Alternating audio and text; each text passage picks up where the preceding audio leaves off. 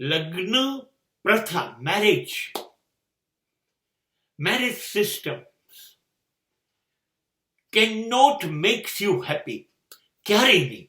એ love marriage હોય, arrange marriage હોય, live in હોય, કોઈ પણ પ્રથા ક્યારેય તમને સુખી કરી ના શકે, ક્યારેય ના કરી શકે. હજારો વર્ષોથી ચાલે. કાં તો નફટ માણસો હોય, છૂટા થઈ જાય, છૂટાછેડા લઈ લે, ચલ ને યાર રોજ નથી મગજમારી કરવી, સમજણપૂર્વક કે કાયદાથી રોજ કકાટ કરવો એને કરતા તું તારા રસ્તે સુખી, હું મારા રસ્તે, છૂટાછેડા નહીં. તો કેટલાક લોકોને એવું લાગે સંતાનોનું, સંપત્તિનું શું, સમાજનું શું, સગાનું શું. અરે જોડાયેલા રહો ને જેવું છે. અને બંને જણા ખાલી આ કારણોસર જોડાયેલા રહે. પણ આ લગ્ન છે. નિયમિત ઝઘડા કરવાની પ્રેક્ટિસ, નિયમિત એકબીજાને દુઃખી કરવાની પ્રેક્ટિસ, આ લગ્ન છે. અને પછી કહેવાનું અમે જોડાયેલા છે, અમે 50 વર્ષ ભેગા રહ્યા. હા, દર લગ્નની તિથિ ઉજવી લેવાની, એટલે સમાજ સમજે આ લોકો જોડાયેલા છે. મૂળ વસ્તુ આપણે સમજ્યા નથી. એ લિવિંગ હોય, ડેટિંગ હોય કે એરેન્જ હોય કે લવ મેરેજ હોય, મૂળ વસ્તુ છે આપણે ભેગા થયા છીએ. પ્રેમ નામના શબ્દની તો આપણને ખબર નથી. આપણે શરીર માટે ભેગા થયા છે, આપણે સેક્સ માટે ભેગા થયા છે. This is absolutely correct reason. પુરુષ અને સ્ત્રી વચ્ચે પ્રેમ હોતો નથી, માત્ર સેક્સ જ હોય છે. અને કબૂલવું નથી એટલે શબ્દ આપીએ છીએ પ્રેમ. હવે સેક્સ કેવું છે એ કોઈ અમર વસ્તુ તો છે નહીં. એ જ સ્ત્રી એક જ, એ જ પુરુષ એક જ. રોજ ને રોજ ભીંડાનું શાક ને ભાખરી ભાવશે? નહીં ભાવે ને. તમારે થોડાક દિવસ ચલાવી લેશું, ઓકે, અહીંયા મળતા નથી તો ભીંડા ભાખરી. પણ જ્યારે મળશે ત્યારે ગવાર, ફુલાવર, કોબીજ, જુદા જુદા શાકનું મન થશે કે નહીં થાય? થશે, અને ખાશો જ. બસ આ જ શરીર ક્યાં સુધી ચાલશે? You will be habituated by the same body. Now you are knowing A to Z of the same body, and that is a boring process. And it is a natural law that the repetition is there. Anything in any work, when it is a regular, when it is a repetition of the same thing, interest will be finished. રસ ખતમ. અને રસ ખતમ થઈ ગયો પછી શું કરવાનું? માણસનો સ્વભાવ છે આનંદ, મજા. નથી મળતી તો હવે જ્યાં મળે ત્યાં જાઓ. હવે જવાશે નહીં, બંધન છે. હા, તો ચોરી કરો, દાન ચોરી કરો, અનૈતિકતા કરો. હવે જુદા જુદા શરીર શોધો અને એકબીજા જોડે છેતરપિંડી કરો. અને કાં તો જાણી જોઈને એકબીજાને કહીને છેતરપિંડી કરો. પશ્ચિમની અંદર દરેક સ્ત્રી એના પુરુષને કહી શકે છે કે મારા 10 બોયફ્રેન્ડ છે, અને પુરુષ કહી શકે છે આપણે જોડાયેલા છીએ પણ મારી 10 ગર્લફ્રેન્ડ છે, અને આજે હું રાત્રે એની સાથે ત્યાં રહેવાનું છું, કાલે પેલી જોડે રહેવાનું છે. પેલી બી કહી શકે, પેલાને કહેતો જ ને હું આજે ઘેર એકલી છું. હા, આધુનિક થાવ ને બળવો કરશો તો આ સિસ્ટમ આવશે સ્વીકારીને, ના તો ચોરી કરીને. એને ખબર નહીં પડવાનું મારે ઓફિસમાં ઓવર ટાઈમ છે, મારે પાર્ટી છે, મારે બહાર જવાનું છે.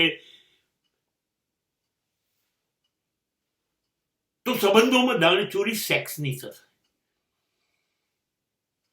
પણ એક વસ્તુ બિલકુલ ક્લિયર છે, આ વિશ્વમાં ઋષિ કોને કહેવામાં આવે છે? જેમ સમાજવાદનો ઋષિ કાર્લ માર્ક્સ, એવી રીતે સેક્સ મનોવિજ્ઞાન એનો ઋષિ છે ફ્રોઈડ. એના સિદ્ધાંતો બધાએ સ્વીકાર્યા અને એને કહી દીધું આ પૃથ્વી ઉપર પુરુષ અને સ્ત્રીમાં સેક્સ સિવાય બીજું કશું હોતું નથી. બીજી બધી સગવડ હોય છે, એડજસ્ટમેન્ટ. ચલો જોડે જમી લઈએ, પાણી પી લઈએ, ફરી આવીએ, પણ મૂળ કેન્દ્ર છે સેક્સ. બધી પ્રવૃત્તિઓ આ ફ્રોઈડે કહ્યું હતું, અને ક્યારેય ખોટું નથી પડ્યું. માણસ બિલકુલ જુઠ્ઠું બોલી રહ્યો છે, દેખાડો કરી રહ્યો છે. એટલે એક બોર્ડમ પેદા થાય છે લગ્નની પ્રથાથી. બોર્ડમ એ કોઈ પણ લવ હોય કે એરેન્જ હોય, પણ પાત્ર તો પુરુષ અને સ્ત્રી છે. અને બિલકુલ તમે જુઓ, ઈશ્વરે કેમ બધા માણસો જુદા બનાવ્યા? એક સરખા તો એ નથી બનાવતા. ફૂલ પણ જો એને બધા જુદા જ બનાવ્યા. અનેક વિધિતા તો ઈશ્વરની છે જ. અને તમે જુઓ, પશુ પક્ષીની સંપત્તિમાં કોઈ સંબંધ છે? કોઈ સંબંધ નથી. આ વખતે સિંહે જે સિંહણ સાથે બાળક પેદા કર્યા, બીજી વખતે બીજી સિંહણ, મોર બીજી વખતે બીજી ઢેર. એટલે એ કુદરત છે, તો કુદરતના નિયમો જો ત્યાં જ છે. એટલે અંતે તો કહીએ કે આપણે માણસે પણ એક પશુ જ છે. આદિવાસી જંગલી જ છે, ખાલી થોડા કપડા બદલાઈ ગયા, બોલતું થઈ ગયું. આદિવાસીઓમાં કઈ કોઈ સંબંધ છે? આદિવાસીઓ ટોળામાં કોઈ પણ સ્ત્રી સાથે, કોઈ પણ સ્ત્રી કોઈ પણ પુરુષ સાથે સંબંધ કરી શકે. જાનવર પણ એ જ કરે છે. બસ આપણે ખાલી ઇંગ્લિશ બોલીએ, કોઈ ભાષા બોલીએ, સારું ડ્રેસિંગ કરીએ, હોટલોમાં બેસીએ, સારી રીતે સ્વચ્છ રીતે વાતો કરીએ, પણ છીએ મૂળ આદિવાસી, મૂળ પશુ. સેક્સ એટલે જ પશુ.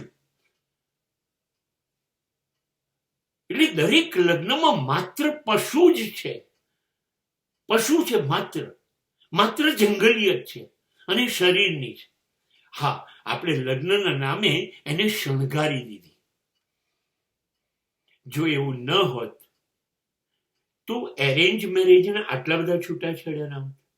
ચલો એરેન્જ મેરેજની વાત જવા દઈએ, લવ મેરેજ તો તમે જાતે શોધ્યું છે, તો છૂટાછેડા ના હોત. અને બીજી વાત મહત્વની કે તમે નક્કી કર્યું ડેટિંગ, પછી તમે ન કર્યું લિવિંગ. હવે કાયદાનું બી દબાણ નથી, સમાજનું બી નથી, તો હવે તમે કેમ છૂટા થાવ? તો 5 વખત કેમ લિવિંગ થાય? મતલબ એ છે કે નથી મજા એક જ શરીરમાં. અને માનવ સ્વભાવ છે વિવિધતાનો. એકમાં છે કંટાળો, એકમાં છે boredom. This is a way to understand marriage. પણ કેવું છે ખબર છે ને, આપણે દૂધના ગ્લાસમાં દારૂ પીવો છે. આપણી પાસે હિંમત નથી કે આપણે ખુલ્લેઆમ કહીએ હું દારૂ જ પીશ.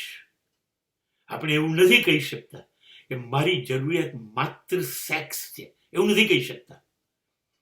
એટલે આપણે કહીએ છીએ ચલો લગન રમીએ,